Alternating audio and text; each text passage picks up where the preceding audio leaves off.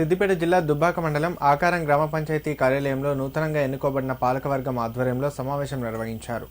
సమావేశంలో గ్రామ ఉప సర్పంచ్గా ఎన్నుకోబడిన దుద్దడ గోపాల్ తన వ్యక్తిగత కారణాల వల్ల ఉప సర్పంచ్ పదవి నుండి తప్పుకుంటున్నట్లు తెలిపి గ్రామ సెక్రటరీకి రాతపూర్వకంగా తన రాజీనామాను అందజేసినట్లు సభ్యులు తెలిపారు.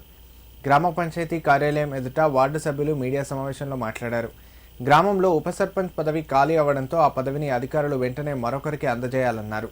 గ్రామ సర్పంచ్ ఉప సర్పంచ్ ఉంటే గ్రామం అభివృద్ధి జరుగుతుందని వెంటనే ఎన్నికల అధికారులు త్వరితగతిన స్పందించి చర్యలు తీసుకోవాలన్నారు.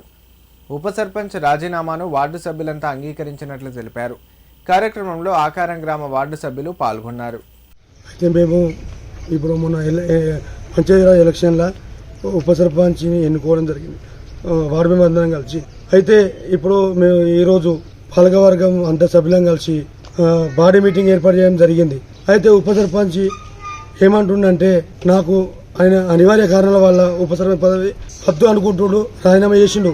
పాలకవర్గ అందరు సభ్యుల సర్పంచ్ సమక్షంలో వద్దనుకుంటున్నాడు కాబట్టి మేము అందరము సంతకాలు చేయడం జరిగింది.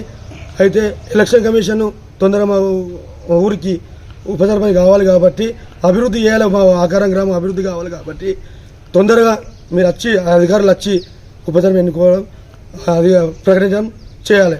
దయచేసి చెప్తున్నా, మేము అభివృద్ధి మా ఆకారం గ్రామం ఉప సర్పంచ్ లేడు కాబట్టి అభివృద్ధి కావాలి కాబట్టి చేయడం రావాలి, ఖచ్చితంగా వచ్చి తొందరగా ఎన్నుకోవాలి.